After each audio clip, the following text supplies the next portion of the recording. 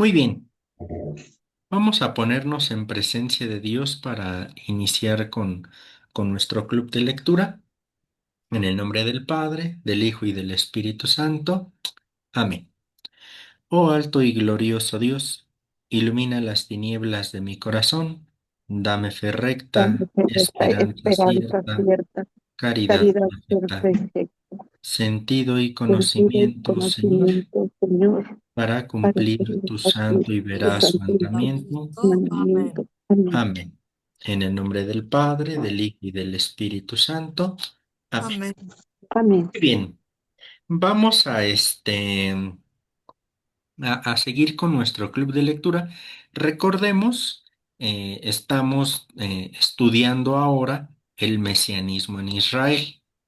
Eso es lo que nosotros tenemos.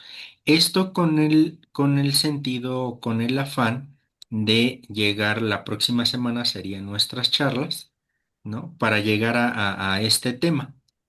Tú eres el Mesías, el mesianismo de Jesús. Esta sería la temática de nuestra próxima semana o nuestra próxima charla. Pero fíjense que para entender con precisión esta expresión tú eres el Mesías, que además está tomada al menos en el Evangelio de Mateo, capítulo 16-17, que es cuando le pregunta a Jesús a los suyos, ¿no? ¿Quién dicen la gente que soy yo? Y luego, ¿quién dicen ustedes que soy yo? Y viene Pedro y enuncia esto, ¿no? Tú eres el Mesías, el Hijo de Dios. Ya la característica o el título Hijo de Dios, ya lo estudiamos el mes pasado, ¿no? Y ahora sería tú eres el Mesías. Pero fíjense que es bien interesante porque para entender con propiedad esa frase, o esa confesión de fe, porque en realidad es eso, es una confesión de fe, pues, habría que estudiar el origen el origen del mesianismo en Israel. Ya nos dimos cuenta que hay varios elementos, que Mesías significa aquel ungido, ¿no? Y que prontamente esto del ungido del Mesías tendría que ver de manera muy, muy directa con con el reino davídico, ¿no? Que decíamos hace 8 días que también era esto, que en gran medida, ¿quién iba a ser el Mesías dicho en pocas y brevísimas palabras? Aquel que básicamente era enviado por Dios, o iba a ser enviado por Dios, para básicamente restaurar el reino davídico. Recuerdan que llegábamos medianamente a esta conclusión hace 8 días, ¿no? Que era por ahí por donde nos íbamos metiendo y que yo les decía que entonces incluso ahí tenía muchísimo mayor sentido hablar del reino de Dios como misión central de Jesús.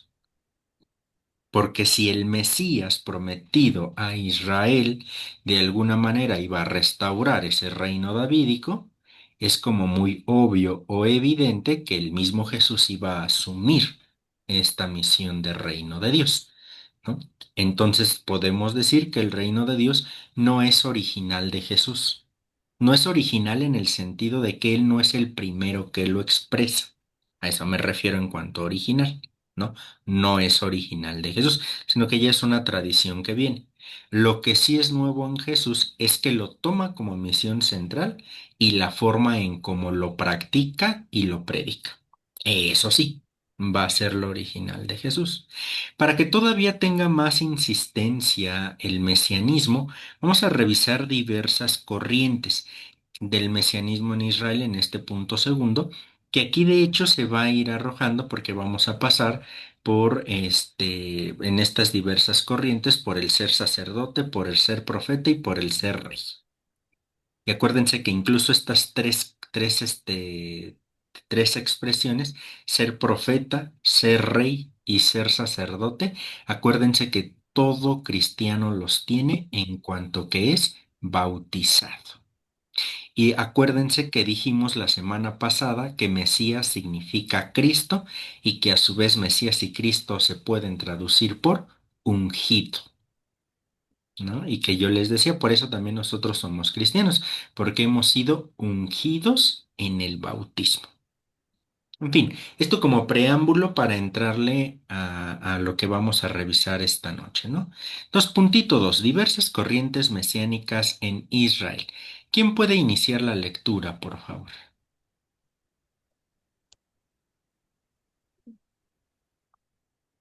Inicio, Iván.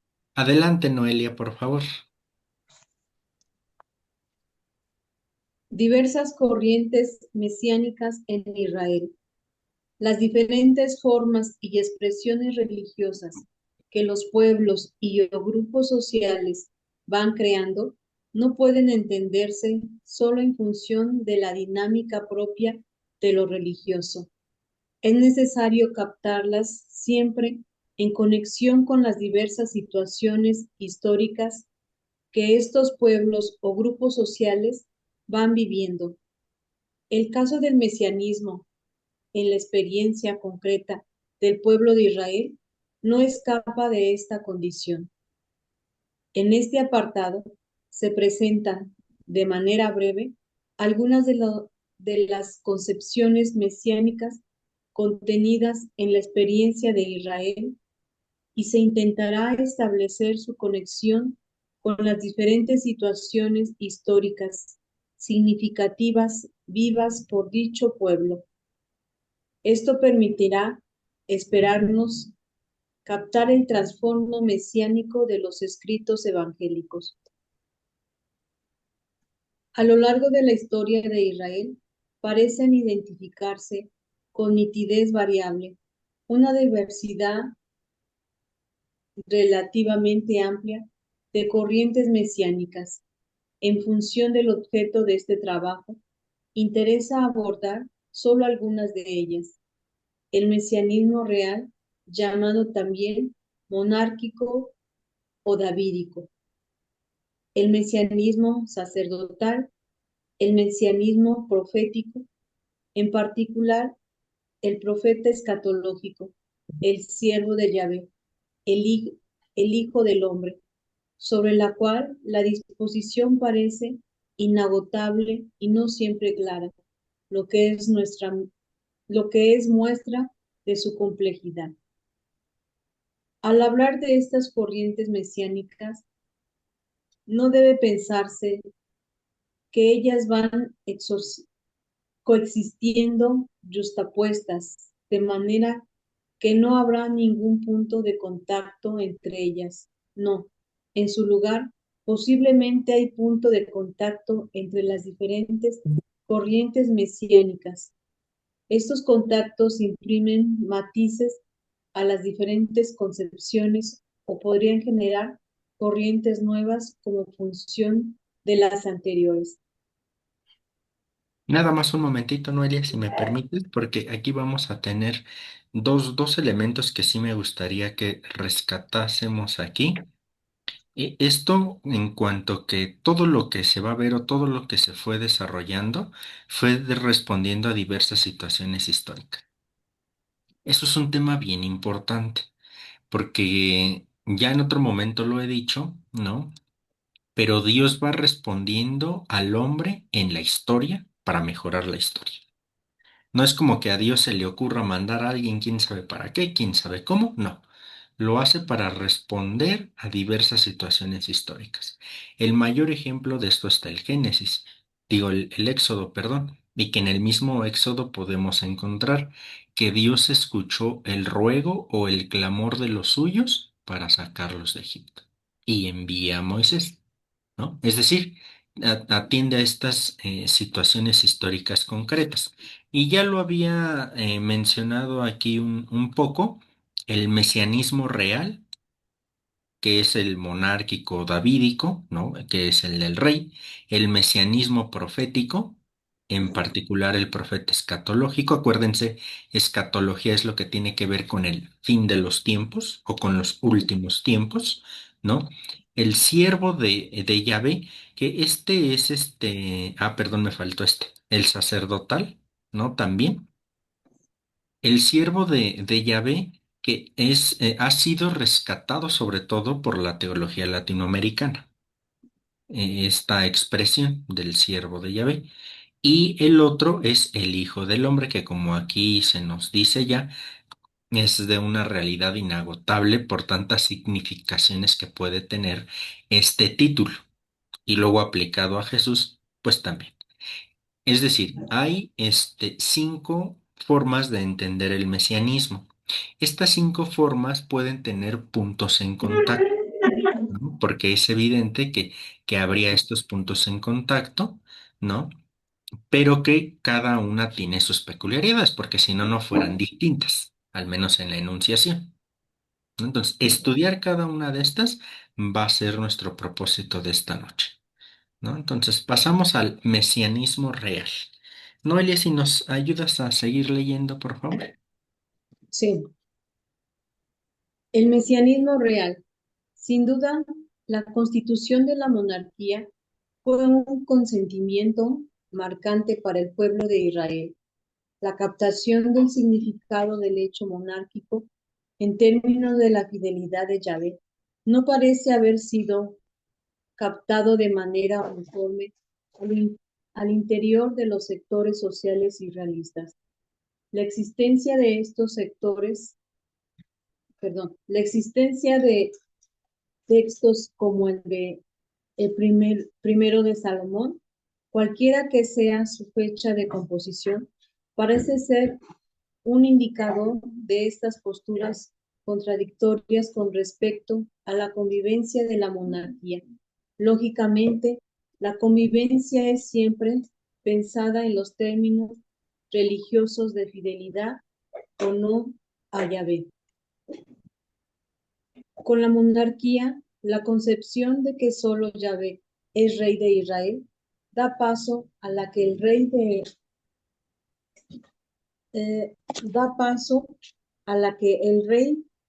reina en nombre de Yahvé. Ciertamente, la concepción de que el rey reina en nombre de Yahvé corresponde a la necesaria transformación ideológico-discursiva, posiblemente realizada desde el poder, que contribuye a hacer posible la aceptación de la monarquía. Esto así porque para un pueblo como Israel, que fundamenta su existencia en Yahvé Dios, solo era posible aceptar la transformación que significaba la monarquía si ésta podía ser entendida también como voluntad de Yahvé. La profecía de Natán parece ser expresión de esta legitimación en la monarquía a través de su fundamentación en Yahvé. El texto en cuestión se convertirá a su vez en fundamento del mesianismo en la línea real davídica en la medida en que promete permanencia para siempre al trono de David. Yo seré para el Padre y él será para mi hijo. Si hace mal, le castigaré con vara de hombre y con golpe de hombre, pero no apartaré de él mi amor, como lo aparté de Saúl, a quien quité de delante de mí. Tu casa y reino permanecerán para siempre ante mí, tu trono estará firme eternamente. Sin embargo, también parece ser cierto que el mismo texto en cuestión contiene las marcas de las posiciones contrarias a la monarquía. Es decir, si bien el texto legitima la monarquía, el mismo mecanismo de legitimación introduce elementos que condicionan el ejercicio monárquico. De esta manera, la institución monárquica queda limitada y se hace susceptible de futuras críticas que pueden llenar hasta el desconocimiento de su legitimidad. Esto se hace patente en el versículo 4. Si hace mal, le castigaré con vara de hombre y con golpes de hombre. Y queda ratificado en el texto 2 de Samuel. En esta doble dimensión se encuentra a nuestro juicio el fundamento de la dinámica propia que atraviesa el devenir del mesianismo en Israel. Por una parte, están los elementos del texto que juegan una función de la legitimación. Tu casa y tu reino permanecerán para siempre ante mí. Su trono estará firme eternamente y que apuntarán a la esperanza de reconquista de la tierra y de la soberanía en coyunturas históricas de pérdida de las mismas. Por otra parte, también están presentes los elementos de crítica que apuntarán a la reconstrucción de la justicia interna en momentos en que esta, a causa de la monarquía u otras situaciones históricas de dominación, brillan por su ausencia si hace mal. Los rasgos críticos justificarán el recurso de los profetas a los elementos de liberación, justicia, etc., presentes en la memoria colectiva del pueblo y que tienen por origen el periodo premonárquico y en particular la experiencia fundante del Éxodo. A través de esta brecha parecen colarse de la mayoría de los profetas, llegando algunos hasta la negación de la forma monárquica de organización social como manera de hacer presente la voluntad de Yahvé para con su pueblo Israel. Hay de los que cambian en ajenjo el juicio y tiran por tierra la justicia, detestan el censor en la puerta y aborrecen al que habla con sinceridad. Pues bien, ya que ustedes pisotean al débil y cobran de él tributo de grano, cosas de sillares han construido, pero no las habitarán. Viñas selectas han plantado, pero no beberán su vino. Pues yo sé que son muchas sus rebeldías y graves los pecados de ustedes, opresores del justo, que aceptan soborno y atropellan a los pobres en la prueba. Aparta de mi lado la multitud de tus canciones, no quiero oír la salmodia de tus arpas. Que fluya así el juicio como agua y la justicia como arroyo perenne. ¿Acaso sacrificios y oblaciones en el desierto me ofrecieron durante 40 años, casa de Israel? Quizá deba decirse que es esta memoria colectiva a la que aparece como marcas de resistencia en el discurso que hemos considerado como legitimador. La época de la monarquía marca la aparición de las desigualdades sociales en Israel. Con la monarquía se inaugura el llamado modo de producción asiático, cuya base es la explotación de la propiedad campesina a través de un fuerte sistema impositivo. Esta estructuración social, con toda su secuela de violación a la justicia y al derecho, es entendida por significativos sectores sociales de Israel como una transgresión de la alianza con Yahvé, como hemos visto con los profetas a los que se hacen eco a esta concepción y aparecen en escena asumiendo la denuncia de este sistema en nombre de Yahvé y llamando a la conversión para evitar el castigo divino. De manera sumamente viva, Amós y Oseas introducen a partir de aquí la temática de la idolatría como causa de la constitución de Israel, en especial de sus dirigentes, y es que para el profeta solo se aseguraba la vida de los pobres cuando hay fe en Dios verdadero, Yahvé.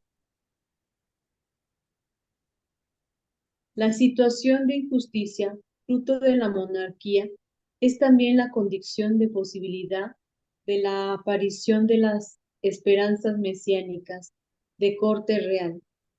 Como vimos anteriormente, los profetas Miqueas e Isaías y los salmos reales expresan por vez primera la esperanza de un rey que, a diferencia de los conocidos hasta el momento, gobiernan según la justicia y el derecho.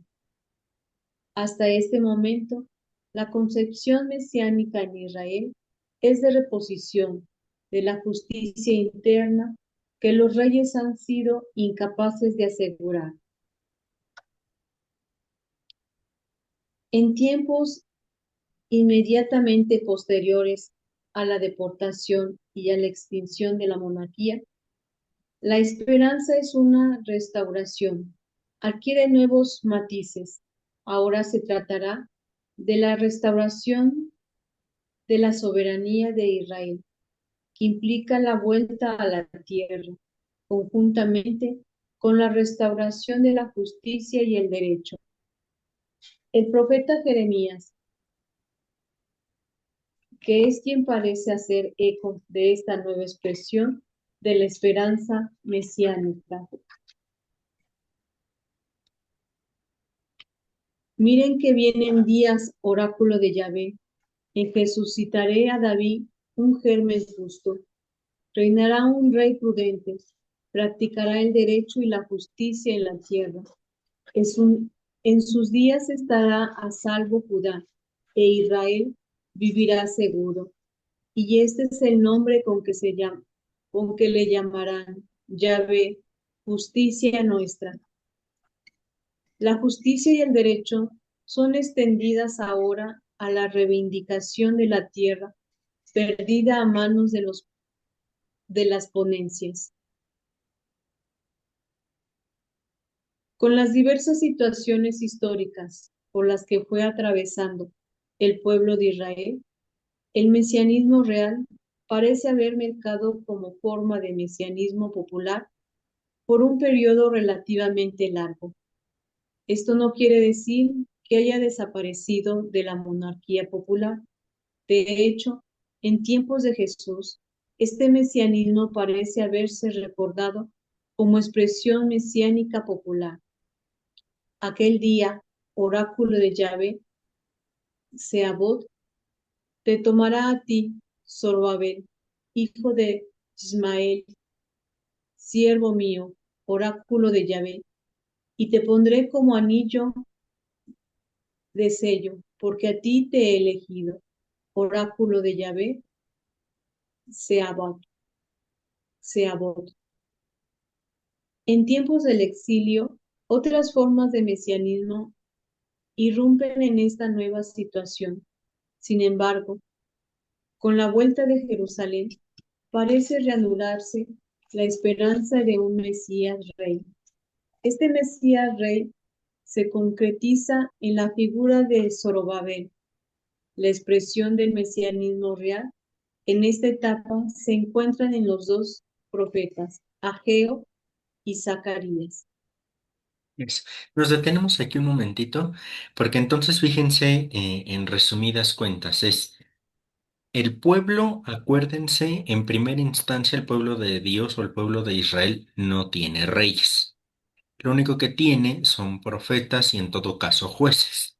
Hasta ahí, ¿no? Personas que van mediando en medio de las dificultades que el mismo pueblo al interno pueda tener. Y la cosa va bien, solamente que acuérdense que el pueblo de Israel dice, no, nosotros también queremos un rey como los demás pueblos que están alrededor. Yahvé les advierte, no, en realidad no quieran eso, o de verdad no, porque va a implicar toda una jerarquía, va a implicar toda una forma de gobierno.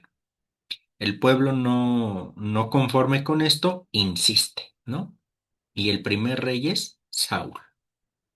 Recuerden que Saúl se empieza a desviar de todo esto y luego al segundo gran rey, que es al que más se recuerda, curiosamente, acuérdense, es el rey David, ¿no? Y luego vendrá este Salomón, de Salomón sus hijos, y ahí ya es en donde vendrá como el declive del imperio. Pero fíjense todo esto porque comienza a surgir aquí, porque el reino comienza a surgir. La tarea principal del rey es el cuidado de huérfanos y viudas. Bueno, y de todos los necesitados en realidad, ¿no? Particularmente de huérfanos o viudas, porque sabemos que en este contexto cultural la mujer no tiene valor si no es porque está al lado de un hombre. No recuérdenlo, estamos todavía en este contexto. Entonces, que la mujer sea viuda significa que no tiene quien la defienda en la sociedad en la cual está. Por tanto, no tiene valor o tiene poco valor. Sucede lo mismo con los niños. Para que en este contexto cultural, porque fíjense, antes que religioso es cultural el asunto, ¿no? Que bueno, está íntimamente ligado, por supuesto. Pero el niño tampoco es un hombre sino hasta que llega a cierta edad y cumple con ciertos requisitos, ¿no? Entonces, estos eran, parece, los más afectados, los que estaban básicamente destinados a morir, además de los más necesitados, evidentemente. ¿Cuál era la tarea primordial del rey? Cubrir las necesidades de estas personas. Pero pronto esta tarea se hizo más una forma de gobierno y de jerarquía, y el reino ahí empezó en el declive. Entonces, por eso estas ideas mesiánicas, davídicas, van a surgir. ¿Por qué? Porque el reino cayó, ¿no? Desapareció. Y en segunda, antes de esto, porque los mismos reyes comenzaban a hacer cosas que no tenían que ver con el rey auténtico puesto por Yahvé. Y entonces esto es una idea de decir, híjole, no, creo que aquí está mal esto que estamos haciendo. Necesitamos regresar al original de lo que debe de ser un rey. Y así comienza a surgir de a poco la figura del Mesías rey. ¿Quién va a ser este Mesías? Un enviado por parte de Dios que va a venir a restaurar el reino davídico con lo que significa ser reino de Dios. Porque en el fondo es eso, ¿no? El reino de Dios, ¿no? Ya esa expresión ya nos la vamos a encontrar más con Jesús, claro, pero hablar de reino davídico es hablar de reino de Dios, porque en última instancia, ¿quién es el último rey? Dios mismo. Entonces, bueno, así es como comienza a surgir. Viene en declive el reino, el reino de Israel, ¿no? Y cae el reino del norte, únicamente queda Judá, la tribu de Judá hacia el sur, pero oh, sorpresa, llegan los babilonios a Judá y viene el exilio. ¿No? Y fíjense que esto es bien interesante porque no fueron tontos los babilónicos. ¿A quiénes fueron a quienes se llevaron hacia Babilonia?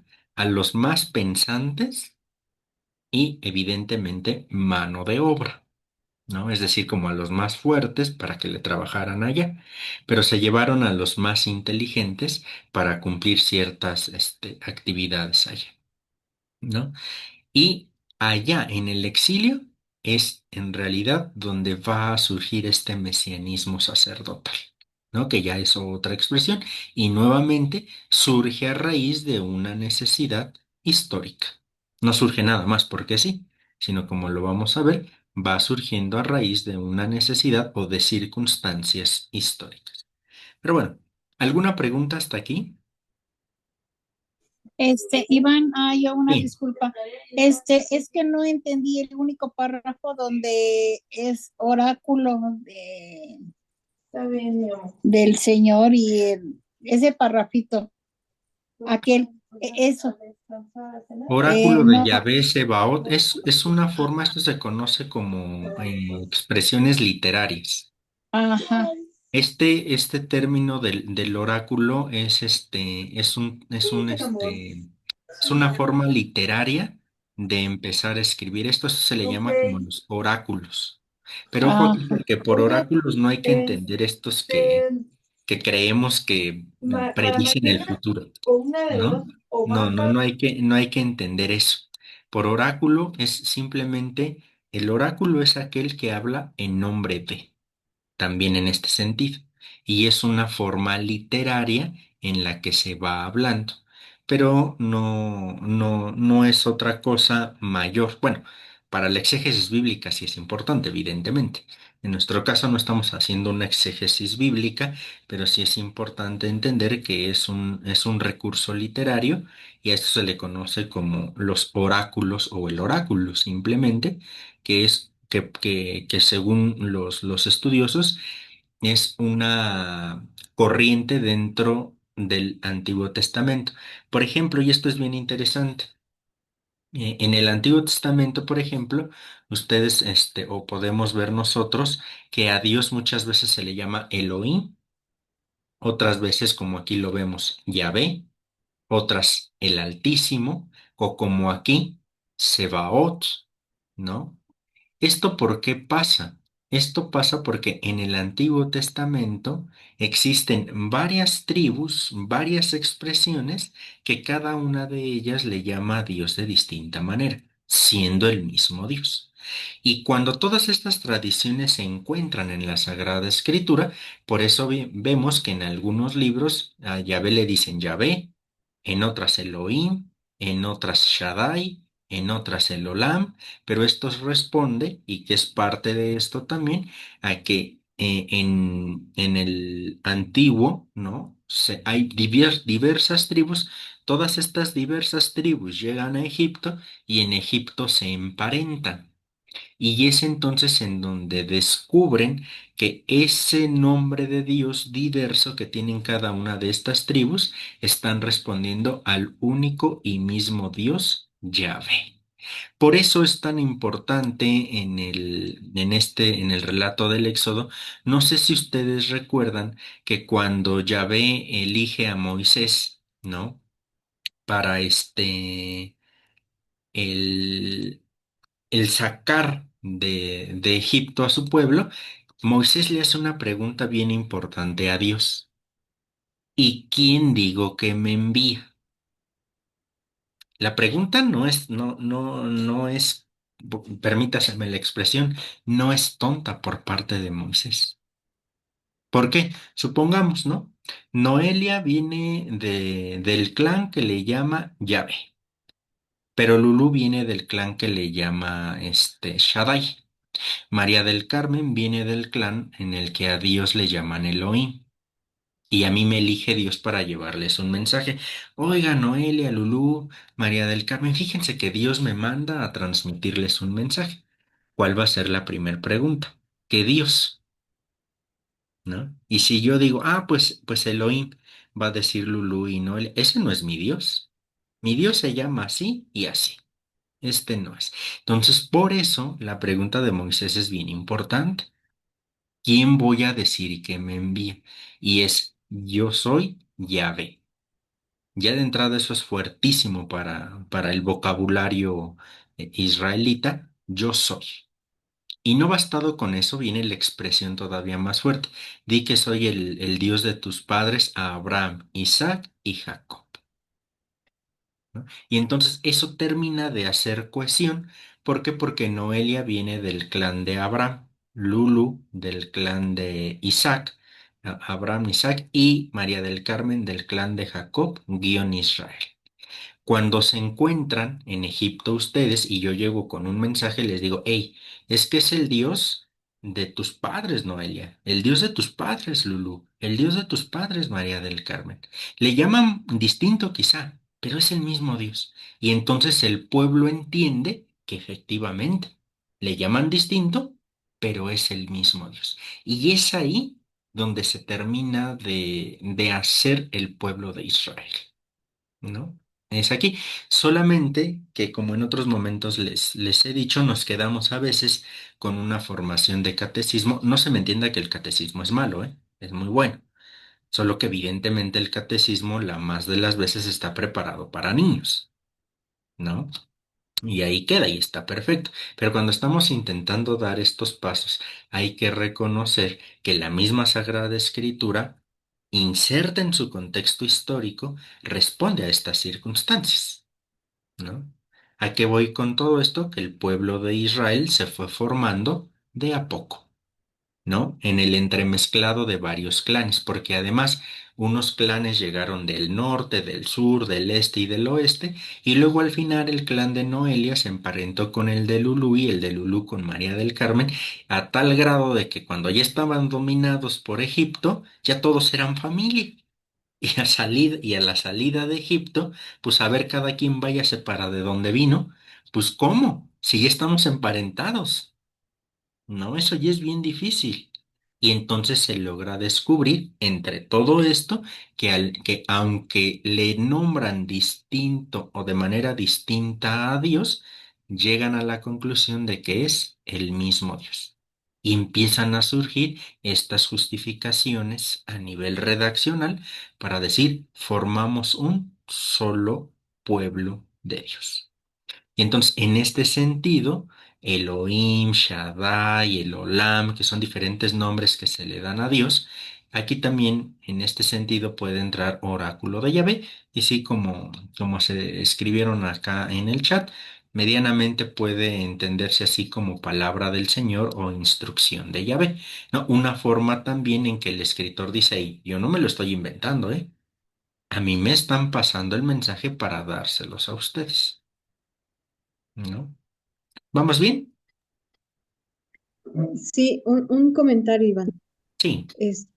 Ahorita ya entiendo cuando le preguntan y quién eres tú o cómo te llamas, cuál es tu nombre, y él dice, yo soy él, ¿no? O sea, no dice yo soy Elohim, Yahvé, eh, cualquier otro nombre, ¿no? Dice yo soy él. Entonces se refiere a todo en general. Ujú. Ujú. No nada Exacto. más específicamente. Si yo decía, ¿por qué dice yo soy él?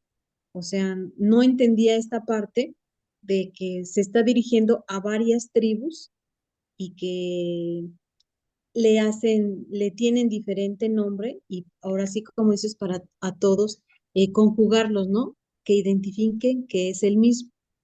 Ok. Ujú.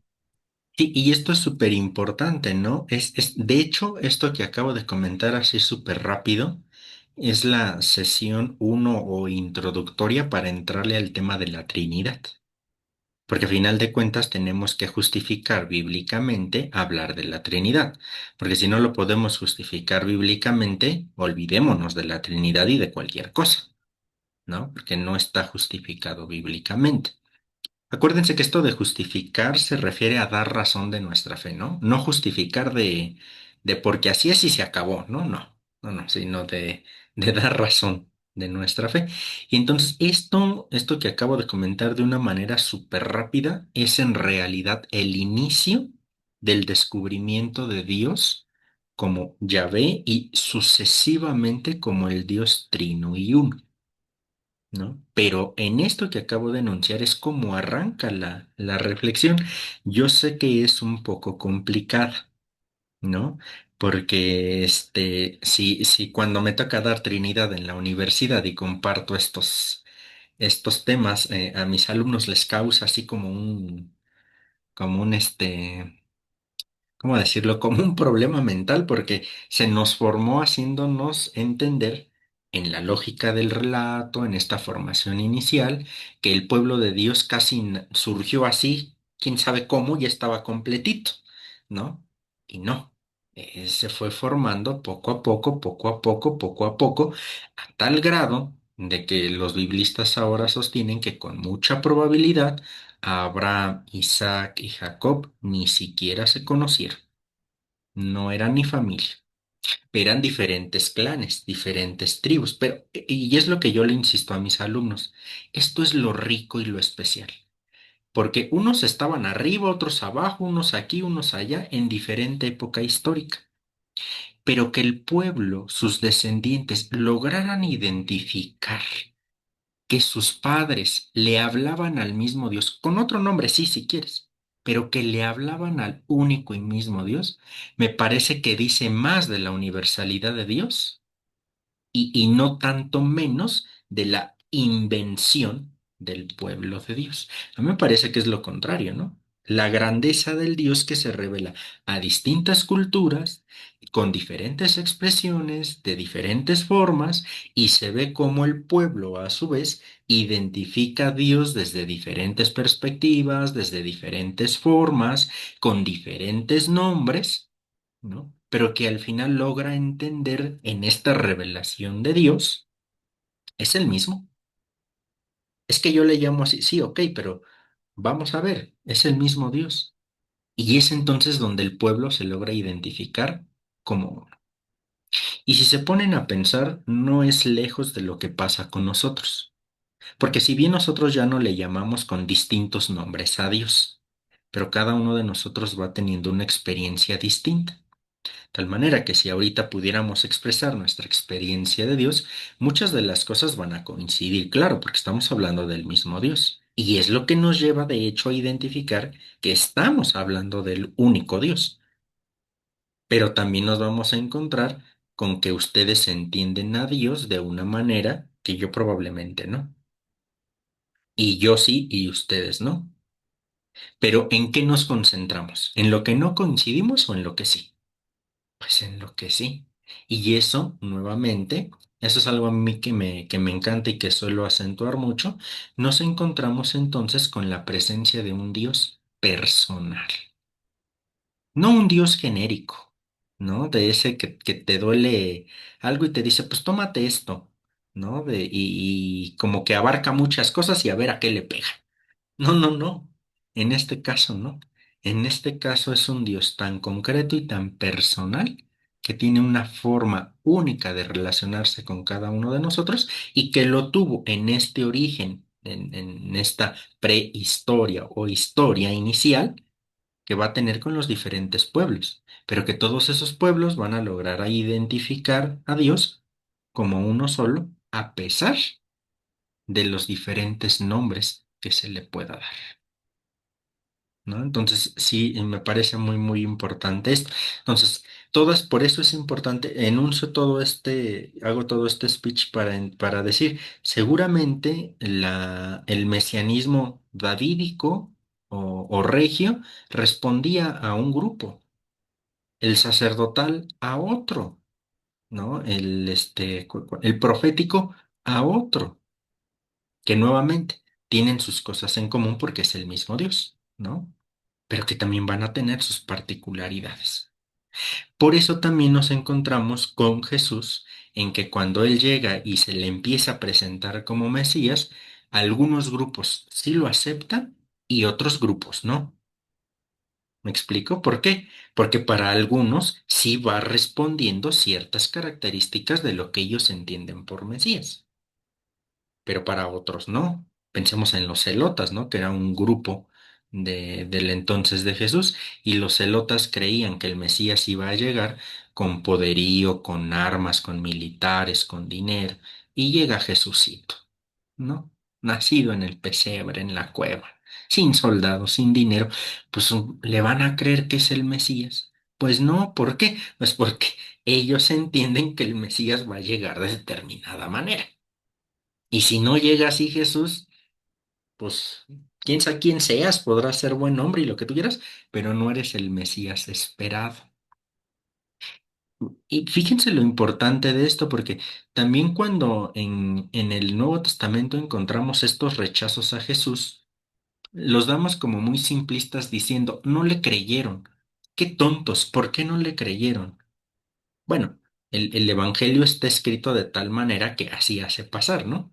Pero si tenemos en cuenta todo esto, es muy comprensible. No los estoy justificando, pero sí es muy comprensible, ¿no? ¿Por qué? Porque voy creciendo en un grupo interno donde se me ha enseñado, donde se me enseña que el Mesías enviado por Dios va a tener estas características y me lo justifica en el o lo que nosotros llamamos el Antiguo Testamento, en la Torá, ¿no? Y entonces llega una persona que lo quieren hacer pasar por Mesías, pero no cubre esas expectativas, pues es obvio que no le van a creer, ¿no? Por eso nos encontramos también ahí con los fariseos, con los escribas, pues Jesús no es que no le importara la ley, sino que le da plenitud, le da sentido, ¿no? Pero lo hace distinto a estos. Y como estos tienen una práctica ya específica y Jesús no lo hace, este no es el Mesías. Es evidente, ¿no? Por eso es aquí como muy complicado el hecho de condenar a los judíos simplemente por no aceptar a Jesús, ¿no? ¿Por qué? Si nosotros pensemos, crecimos, nos estamos formando en esta confesión de fe católica y llega alguien que dice ser el Mesías enviado por Dios, ¿le vamos a creer? Definitivamente no, ¿verdad? ¿Por qué? Porque fuimos formados, crecimos en esto, etcétera, etcétera, etcétera. Es comprensible. Digo comprensible, ¿no? Porque en realidad no sé cómo haya sido el acontecimiento con Jesús, a eso me refiero. En otros momentos he comentado que a mí me parece que Jesús tenía una personalidad sumamente atrayente, a mí me parece, ¿no? Una persona que arrastraba, ¿no? Pero al final de cuentas, Jesús no responde, y eso es lo rico y especial del mesianismo de Jesús, porque no responde sin más a las preconcepciones que se tenían del Mesías, sino que de alguna manera única y original asume todas haciéndola una. Y entonces ahí también me parece que es algo muy rico. ¿Por qué? Porque tan dividido estaba el pueblo con diferentes tradiciones, perspectivas, etcétera, y ahora ¿qué hizo? Nuevamente lo reúne. Y que en realidad es el peligro que constantemente vivimos en la iglesia, ¿no? El posicionarnos como facciones dentro de la iglesia. Unos progres, unos trafis, ¿no? Que ahora en torno a la elección del Papa León XIV, ¿cómo sonó esto, no? Que no sea un progresista, que no sea un tradicionalista, que, en fin, pero en mal aspecto, ¿no? En mal plan vaya esto. Lo comentamos aquí, una cosa son como las iniciativas que se va teniendo y un pues marcado camino que seguir y está bien, ¿no? El problema es cuando esto empieza a separar, ¿no? Entonces me parece que Jesús lo que hace es esto, en estos tipos de mesianismo que estamos o que vamos a ir revisando, ¿no? ¿Vamos bien hasta aquí? ¿Algún comentario, alguna pregunta? No, muchas gracias, Iván, por tu explicación. Perfecto. Muy bien, son 5 minutitos para las 10. Yo creo que le dejamos hasta aquí. Se nos fue ahora, o sentí que se nos fue muy rápido el tiempo el día de hoy. No pasa nada, tenemos la lectura para esto. Les digo, la próxima semana vamos a retomar esto del mesianismo ya con más propiedad en Jesús. Lo importante e interesante de esto es que a grandes rasgos lo hice, lo comenté los diferentes tipos de mesianismo que van a ser retomados la próxima semana, ¿no? Ya de una manera específica con Jesús. Entonces, nada más les muestro aquí la invitación para la siguiente charla, ¿no? Que es tú eres el Mesías. Les decía ya la respuesta completa es tú eres el Mesías, el Hijo de Dios. La respuesta que Pedro hace a la pregunta y ustedes quien dicen que soy yo. Aquí nos vamos a concentrar nada más en este. Tú eres el Mesías y evidentemente vamos a estudiar el mesianismo de Jesús. Van a ser la próxima semana, 28 y 29 de mayo, miércoles y jueves, ¿no? Como acostumbramos nuestras charlas. Ya saben, la cooperación fraterna 50 pesos. Si no la pueden dar, saben que no es impedimento para que compartan con nosotros y si pueden aportar un poquito más, pues les estaré muy agradecido, ¿verdad? Pero acuérdense que si no se puede dar, no es impedimento para que no entre. ¿Sale? Nada más, como siempre les digo, les voy a mandar el mensajito, pero nada más si les pido confirmen que quieren participar, independientemente de cuándo o si se hace o no se hace la aportación. ¿Sale? Para yo irlos contemplando en la lista de difusión de estas charlas. ¿Sale? Vale. Iván, buenas noches. El material que ahorita nos presentaste, ¿nos los vas a mandar? Ya se los mandé, ya está ¿Ya? en el grupo de WhatsApp. Ahí está, desde la semana pasada. Pero Ok, lo voy a checar. por si alguien no lo tiene, pues lo reenvío, nada más sabiendo Yo que te es el aviso si mismo. no lo tengo, ¿va? Ok, perfecto. Gracias, Gracias, sí. bendiciones. Sol, te escuchamos. Iván, Sí. cuando decimos hijo del hombre, le podemos decir hombre al Padre Dios, al Padre. No, en este caso, eso es también este es uno de los títulos que se le ha dado a Jesús o que se le dio a Jesús, el Hijo del Hombre. Y no, en este caso, no, esta idea de hijo del hombre no responde a Dios como hombre, sino que va a ser otro de los títulos mesiánicos, ¿no? Si nos das oportunidad, Sol, en estos mismos abordajes que estamos viendo de Mesías, ahí lo vamos a estudiar concretamente, ¿no? Este es uno de los títulos más complicados, porque tiene una y mil formas de entender, ¿no? Entonces, es difícil como dar una respuesta eh, seca, si no, digámoslo así, ¿no? Porque tiene muchos elementos a tener, pero sí va a ser un título que va a identificar a Jesús justo como esto, como Mesías, pero con una óptica específica. Ok, muchas gracias, Iván. Con mucho gusto, Sol. Pues muy bien, entonces dejamos hasta aquí nuestra sesión. Buenas noches. Pues sí. Ahora nos Buenas mandaste noches. así Gracias. como que hambrientos, Iván, como que hambrientos, fue muy poquito tiempo y se acabó, ¿cómo que se acabó? Se me Sí, fue se fue muy rapidísimo rápido. el tiempo. Y Se sí, nos esto hace que muy comentaba la hermana Sol también a mí me mucho, pues de hecho siempre no entiendo, hijo del hombre, ¿por qué hijo del hombre José, hijo del hombre, ¿por qué? Pero qué bueno que ya vamos a disipar esa duda en estos días. Sí, sí, Me sí, parece ahí muy lo, bien. Es que siempre se lo le voy dice hijo del hombre. disipando. Sí, sí, sí. Muy bien, pues ahora sí, cuídense mucho, nos vemos primero, Dios. Adelante, Pati. Daría la oportunidad de leerle mi resumen del día de hoy Sí, para que me ilumine si sí, porque podría yo leer lo demás como estamos y pues tratar de sacarlo para poder entender la próxima semana, ¿no?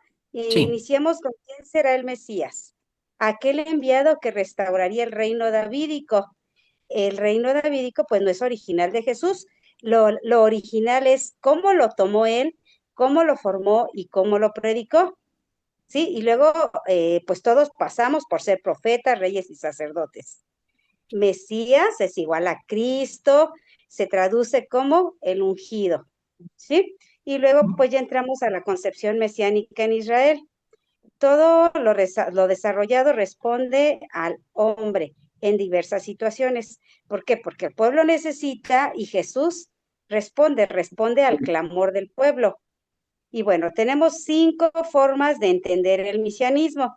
Hoy solamente vimos el real, ¿sí? Y recordamos que, bueno, desde aquel entonces querían un rey como todos los pueblos, ¿sí? Y entonces ahí yo recuerdo que fue Samuel el que buscó y eligieron a Saúl.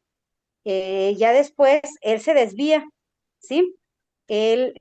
A pesar de que Yahvé les dijo que iba a haber lineamientos, que iba a ser estatutos y jerarquías, pero el pueblo dijo queremos un rey como los demás. Y aquí, ¿qué tenía que hacer el rey? Pues defender a las viudas y a los niños, o sea que en ese entonces eran los necesitados, porque las mujeres no tenían como participación y los niños pues menos porque no tenían ni la edad y pues no eran productivos. Y bueno, ya después de que él tiene que cubrir eso, los reyes se desvían y aquí es donde surge la forma del mesianismo, que sería el reino de Dios. ¿Sí estoy bien? ¿O excelente sí? resumen. ¿Me quedo bien? Haces, haces mejores resúmenes que mis alumnos. Cada Ah, cosa que no entregan. Pero bueno, no, muy bien el resumen, las ideas están ahí bien. Claras, entonces. Pues Sí, sí, entonces, sí. para poder checar, ahora el sacerdotal, luego el otro, pues para estar preparados para también ponerme de acuerdo.